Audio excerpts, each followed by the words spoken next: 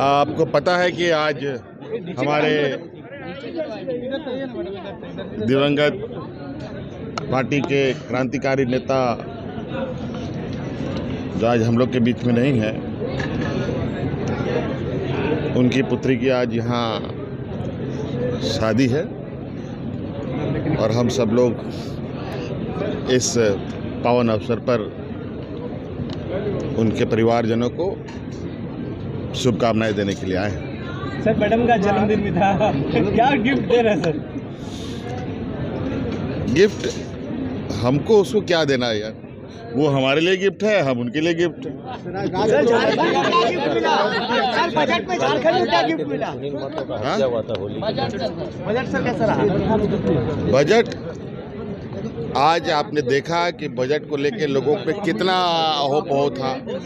आज बिना किसी के ऊपर बोझ दिए सोशल सेक्टर में आज हम लोग लगभग, मुझे लगता है देश में सबसे अधिक लगभग 62,000 करोड़ से अधिक का हम लोग खर्च कर रहे हैं। इसके बावजूद मैया सम्मान योजना भी हमारे ये में चल रहा है और हमारे एक्सपेंसेस ये भी काफ़ी अच्छे पोजीशन पर है। कई ऐसा है, ये बजट लोगों के चेहरे पर मुस्कान लाने का है। पहले उधर ना इधर बहादुर,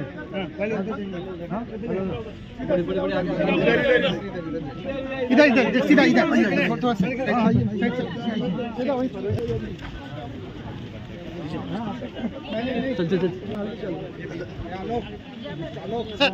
आगे से लेफ्ट।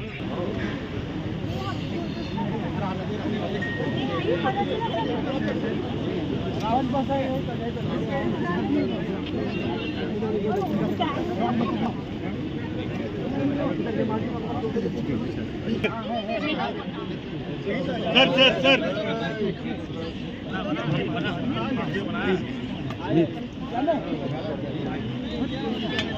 देखिए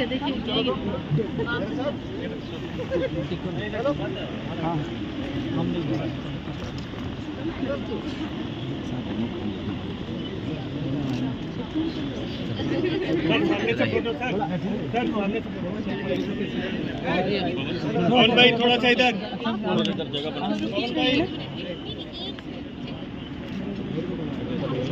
भैया नहीं आ रहा।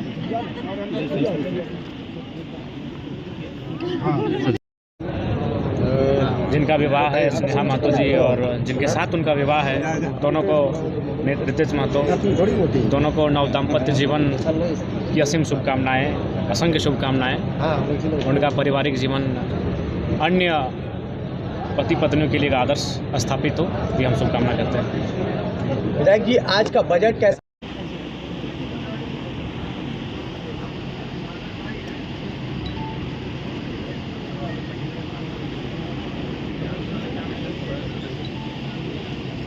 बजट आता है तो इस राज्य के एक आम व्यक्ति को बड़ी अपेक्षाएं रहती हैं, लेकिन बजट को पढ़ने के बाद, चूँकि अल्पकाल में आधा ही पढ़े बजट को, चूँकि आनंद फानन में फिर वहाँ से जमशेदपुर निकले हैं, तो ऐसा प्रतीत हुआ कि जिस प्रकार से पुराने समय में बजट प्रस्तुत किए जाते थे, केवल प्रस्तुत किए जाते थे। एक नया हम लोग आशा किए थे कि इस बार नया होगा। इस राज्य के युवा लगातार कुंठित भाव से है अपने आप को देख रहे हैं, तो हमारे हिसाब से लगा कि युवाओं के लिए विशेष कुछ होगा, लेकिन कहीं ना कहीं युवाओं के लिए विशेष कुछ नहीं है। इस बजट में मूल रूप से इनका जो लक्ष्य रहा, ये लक्ष्य यही रहा कि जो मैया सम्मान योजना जिसके माध्यम से सरकार में आई है, उस राशि को, उस सब्जेक्ट को, विषय को बचाने के लिए उन्होंने कहीं ना कहीं बजट को एक दिशा में मोड़ने का कार्य किया। सर, पेपर लीक के बारे में क्या कहना है? देखिए, पेपर लीक के बारे में मैंने पहले कहा है, जब तक आप जो सरकार अगर गंभीर नहीं होगी तो इसी प्रकार पेपर लीक होंगे। कभी जेपीएससी होगा, कभी सीजीएल होगा। अब तो 10वीं की परीक्षा, ये तो गनीमत है कि 10वीं से बोर्ड होता है। अगर 5वीं में बोर्ड होता तो 5वीं का पेपर ये लोग भेज देते। ये दुर्भाग्य इस राज्य का।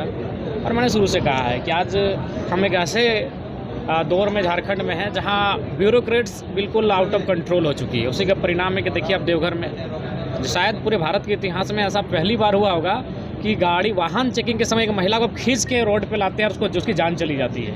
शायद पूरे हिंदुस्तान की हिस्ट्री में ये शर्मनाक व्यवहार नहीं हुआ होगा। तो बस कारण वही था।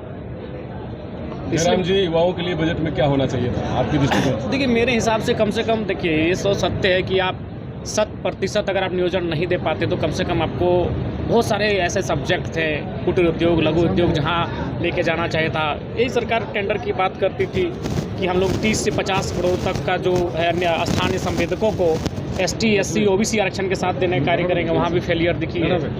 और पूर्व में जो उन्होंने एक वादा किया था कि जो स्नातक होंगे उनको 5,000 और जो स्नातक उत्तर होंगे उनको 7,000, कहीं ना कहीं उन विषयों पर, युवाओं के विषयों पर 5 लाख प्रति वर्ष नई नियुक्तियाँ, उन विषयों पर सरकार कहीं ना कहीं पीछे है। मुख्यमंत्री जी ने जगह नहीं है, छोड़ दो, बजट छोड़ दो, जो करना है।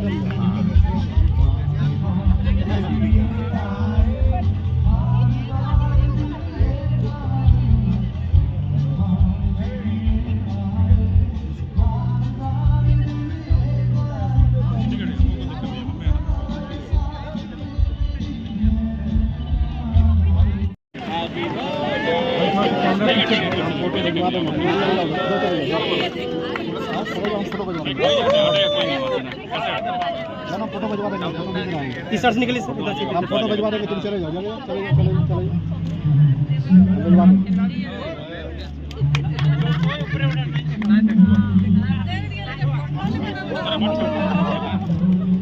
भाई ठीक है भैया।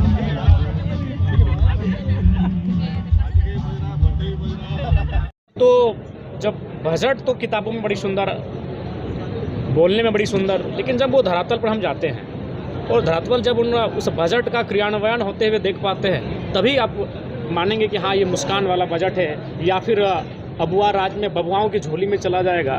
ये भी देखने का विषय होगा।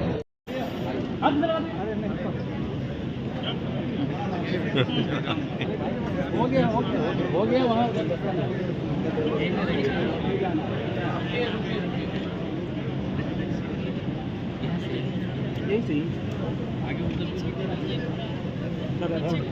अरे रुकिए, वो से इम्पोर्टेंट है यार, ऐसा थोड़ी ना।